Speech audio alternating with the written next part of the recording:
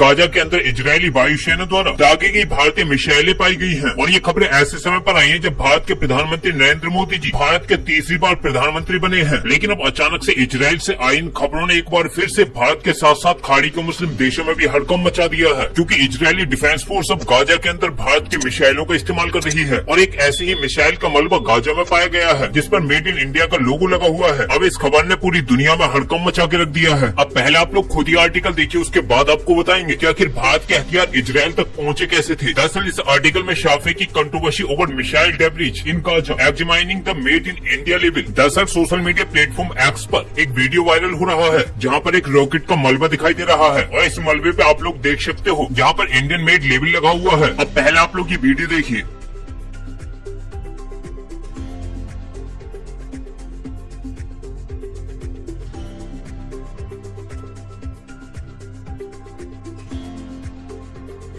अब आपको बता दें कि आखिर ये घटना घटी कहाँ है। दरअसल ये घटना उस समय घटी थी जब इजरायली एयरफोर्स ने अपने फाइटर जेटों से गाजा के अंदर संयुक्त राष्ट्र के एक आश्रय स्थल पर मिसाइलें दाग दी थी। अब इस वीडियो को वायरल होने के बाद IDRW की टीम ने एक बड़ी जांच के बाद ये पाया कि मिसाइल के मलबे पर अंडर राइटर्स लेबोरेटरीज यानी कि UL का लोगो और संयुक्त राज्य अमेरिका का उल्लेख था। लेकिन UL वेपन्स को मैन्युफैक्चरिंग करने वाली कंपनी बिल्कुल भी नहीं है, इसलिए जो लेबल गाजा में पाया गया है वो भारतीय कंपनी द्वारा आपूर्ति किया गया एक छोटा सा हिस्सा हो सकता है, जिसे USA में निर्मित एक गैर हथियार प्रणाली में एकीकृत किया गया है या इसे भारत के बजाय अमेरिका के इंडियाना राज्य में बनाया गया था, क्योंकि भारत स्थानीय स्तर पर किसी भी इजरायली हथियार प्रणाली का निर्माण नहीं करता है और खास तौर पर ऐसी मिसाइलों का तो बिल्कुल भी प्रोडक्शन नहीं करता है जो हवा से जमीन पर हमला करती हो, क्योंकि भारत सिर्फ कुछ ही हथियारों का इजरायल के साथ भारत में निर्माण करता है। इसलिए ये कहना बिल्कुल गलत है कि गाजा के अंदर जो मिसाइल का मलबा पाया गया है वो भारत का है या फिर भारत की किसी मिसाइल का है। आपको बता दें कि ये खबर पूरी दुनिया में इसलिए चर्चाएं बटोर रही है क्योंकि रिसेंटली आप लोगों ने देखा था कि भारत का एक कार्गो शिप जो भारत के चेन्नई पोर्ट से इजरायल के हाइपर पोर्ट तक जा रहा था उसे स्पेन ने रास्ते में ब्लॉक कर दिया था और भारत और इजरायल के बीच में जो हथियारों की शिपमेंट थी उसका पूरी तरीके से खुलासा कर दिया था। लेकिन इस कार्गो शिप को लेकर भी कई बड़े दावे किए गए थे, जिसमें दावा किया गया था कि ये शिप इजरायल नहीं बल्कि यूरोपीय देशों की तरफ जा रहा था। लेकिन फिलहाल तो सवाल यही उठता है कि क्या भारत सच में इजरायल को हथियार सप्लाई कर रहा है या फिर नहीं। लेकिन इसका सिंपल सा जवाब यह है कि अभी तक कोई भी ऐसे सबूत नहीं मिले हैं जिनसे ये साबित होता है कि भारत इजरायल को हथियार सप्लाई कर रहा है। अब देखना हो कि आगे इसके बारे में क्या अपडेट आती है। फिलहाल इस वीडियो में इतना ही, मिलते एक नई वीडियो के साथ, तब तक के लिए जय हिंद जय भारत।